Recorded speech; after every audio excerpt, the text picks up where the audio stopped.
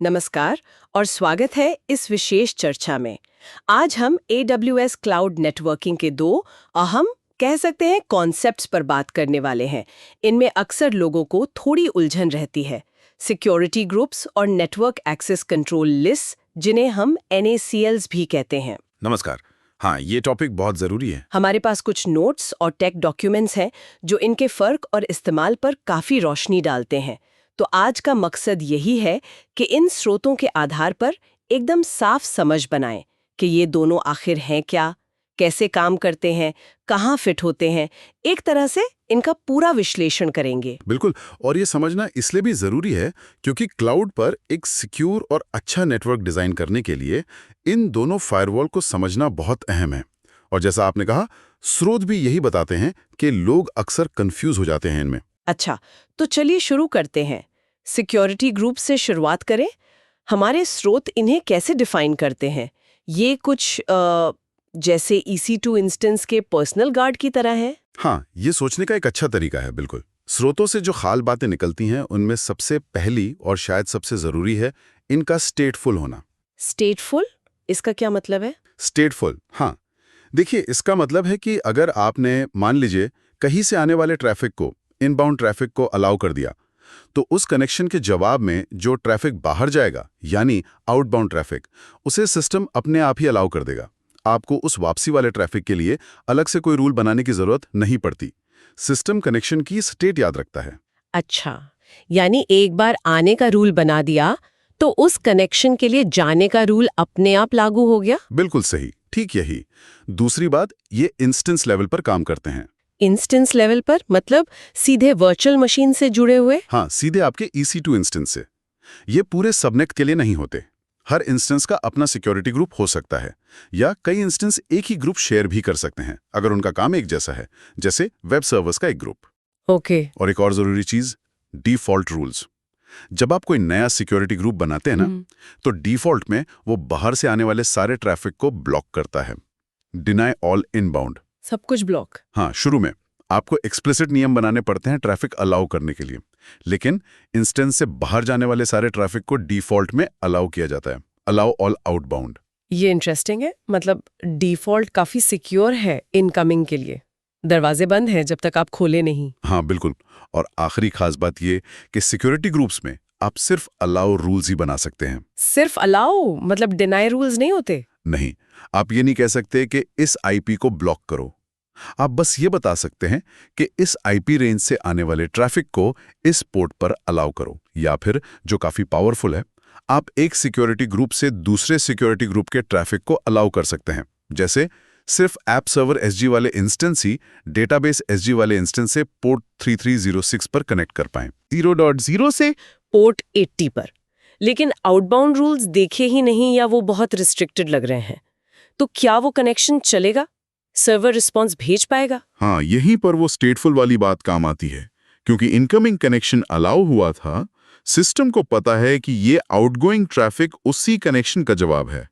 तो भले ही outbound rule list में उस खास एफेमरल पोर्ट के लिए कोई रूल ना हो, वो ट्रैफिक अलाउ हो जाएगा। सिक्योरिटी ग्रुप उस कनेक्शन को ट्रैक कर रहा है। तो वो याद रखने का तरीका जो स्रोत में दिया है वो सही बैठता है। SG यानी इंस्टेंस लेवल बॉडीगार्ड दरवाजे पर है, लिस्ट देखता है, अलाउ रूल्स, और अगर नाम है तो आने देता है, और जो आ गया उसे वापस जाने से नहीं रोकता। एकदम सही।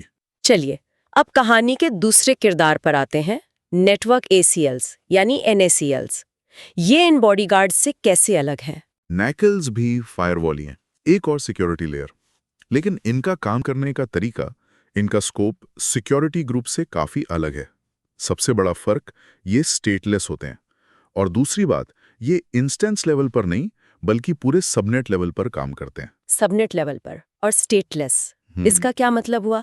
सिक्योरिटी ग्रुप स्टेट याद रखता था तो ये नहीं रखता? बिल्कुल।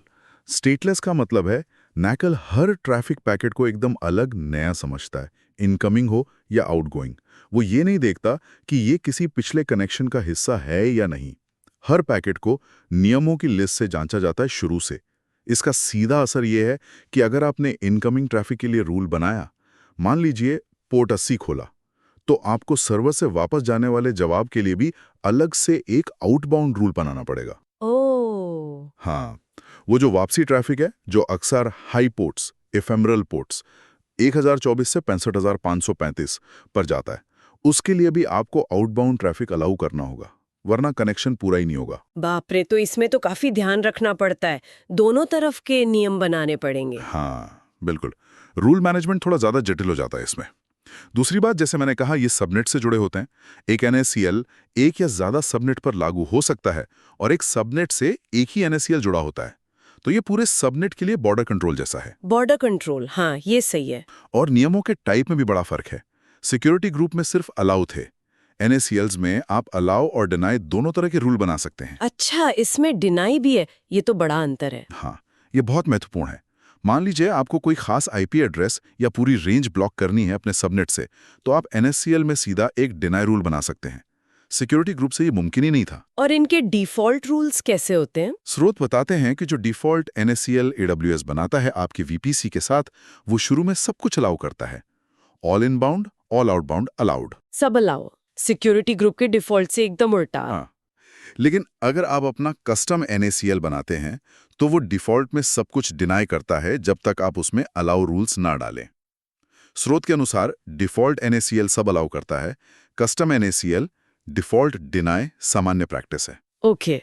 तो इनका इस्तेमाल खासकर तब होता है जब आपको पूरे सबनेट पर एक जैसा कंट्रोल चाहिए। जैसे वो मैलिशियस IP वाला उदाहरण, अगर कुछ IPs को पूरे सबनेट में कहीं भी घुसने से रोकना है, तो NACL में डिनाई रूल लगा दीजिए, काम खत्म। इसी से जुड़ा एक सवाल हमारे स्रोतों में भी था। सिचुएशन ये है कि एक खास IP एड्रेस को एक पूरे सबनेट के सारे इंस्टेंसेस तक पहुंचने से रोकना है, तो क्या यूज करेंगे, SG या NACL? इसमें तो कोई शक ही नहीं, NACL ही इस्तेमाल होगा। दो वजह है। एक तो हमें पूरे सबनेट पर असर डालना है, और दूसरा हमें ट्रैफिक को एक्सप्लिसिटली डिनाई करना है।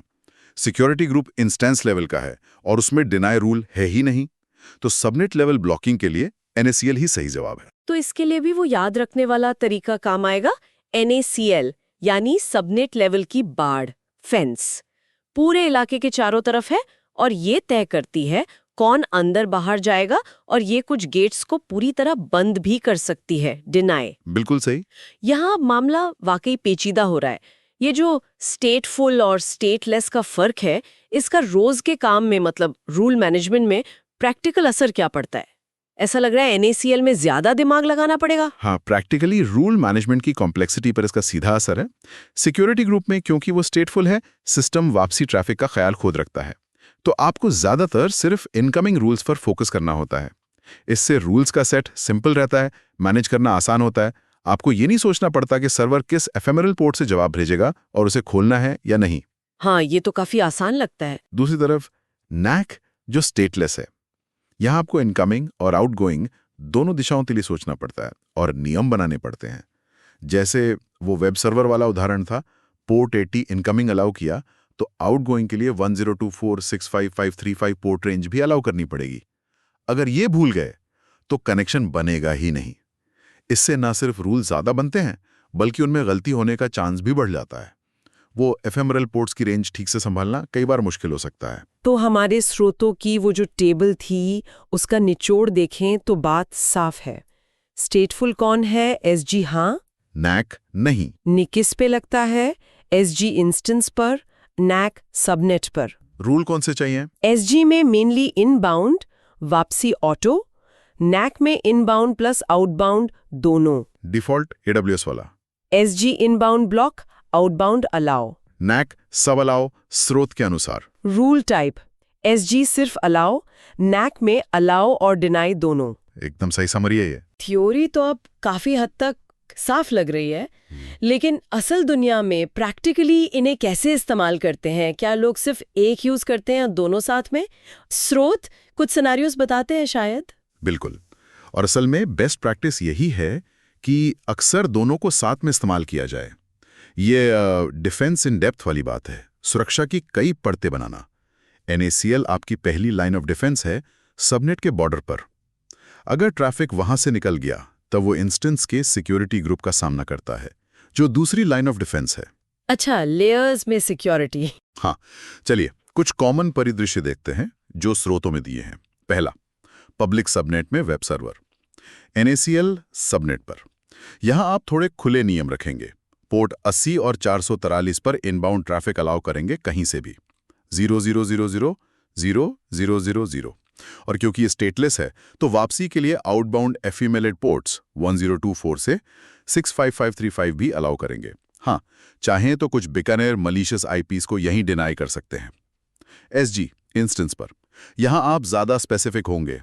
वेब सर्वर के एसजी में सिर्फ पोर्ट 80 और 443 इनबाउंड अलाउ करेंगे, सोर्स 0000 से। आउटबाउंड की चिंता नहीं, क्योंकि ये स्टेटफुल है। तो NACL ने दरवाजा थोड़ा खोला, SG ने बिल्कुल जरूरत के हिसाब से और बारीक कर दिया। बिल्कुल। अब दूसरा सिनेरियो। दूसरा, प्राइवेट सबनेट में डेटाबेस सर्वर। इसे तो बिल्कुल पब्लिक नहीं रखना। NACL सबनेट पर यहां बहुत सख्त रूल होंगे।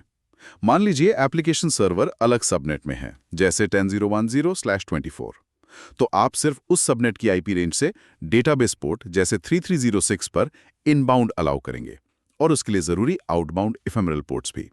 बाकी सब, खासकर इंटरनेट 0000 से आने वाला ट्रैफिक यही डिनाई कर देंगे। एसजी इंस्टेंस पर यहां और भी बेहतर कंट्रोल मिलेगा। डेटाबेस इंस्टेंस के एसजी में रूल बनाएंगे कि सिर्फ app server SG, application server का सिक्योरिटी ग्रुप, से आने वाला ट्रैफिक ही पोर्ट 3306 पर अलाउ हो। ओह, आईपी की जगह दूसरे SG का नाम, ये तो ज्यादा फ्लेक्सिबल तरीका है। अगर ऐप सर्वर का आईपी बदल भी गया तो रूल काम करता रहेगा। एग्जैक्टली, ये ज्यादा रिजिलियंट तरीका है। और तीसरा सिनेरियो हम पहले ही डिस्कस कर चुके हैं। तीसरा, सबनेट वाइड ब्लॉक। किसी आईपी रेंज को पूरे सबनेट के लिए ब्लॉक करना है तो NACL इस्तेमाल करेंगे, क्योंकि उसमें डिनाई रूल है और वो सबनेट लेवल पर काम करता है। परफेक्ट। तो इस सारी बातचीत का, इस विश्लेषण का निचोड़ क्या है? वो कौन सी की बातें हैं जो सिक्योरिटी ग्रुप्स और NACLs के बारे में हमेशा दिमाग में रखनी चाहिए? हाँ, तो स्रोत सामग्री से जो सबसे जरूरी टेकअवेज हैं वो ये हैं। पहला, वो बेसिक फर्क। SG is equal to stateful instance level, सिर्फ allow rules. NACL is equal to stateless, subnet level, allow और डिनाई दोनों रूल्स। ये तो रट लेना चाहिए। ठीक है। दूसरा, ये समझना कि ट्रैफिक को इंस्टेंस तक पहुंचने के लिए दोनों से गुजरना पड़ता है। अगर NACL डिफॉल्ट नहीं है, पहले NACL चेक होगा सबनेट के गेट पर, फिर SG चेक होगा इंस्टेंस के गेट पर। कोई एक भी रोक देगा तो ट्रैफिक नहीं पहुंचेगा। दोनों को पास करना होगा। हाँ, और इसी से जुड़ा है तीसरा पॉइंट, जो ट्रबल शूटिंग के लिए बहुत जरूरी है। कई बार होता है कि SG में सब सही है, रूल अलाउ कर रहा है, पर ट्रैफिक नहीं आ रहा। ऐसी सिचुएशन में हमेशा NACL रूल्स जरूर चेक करें। बहुत मुमकिन है कि NACL उसे सबनेट लेवल पर ही ब्लॉक कर रहा हो, खासकर अगर आपने कस्टम NACL बनाया है या डिफॉल्ट में बदलाव किए हैं।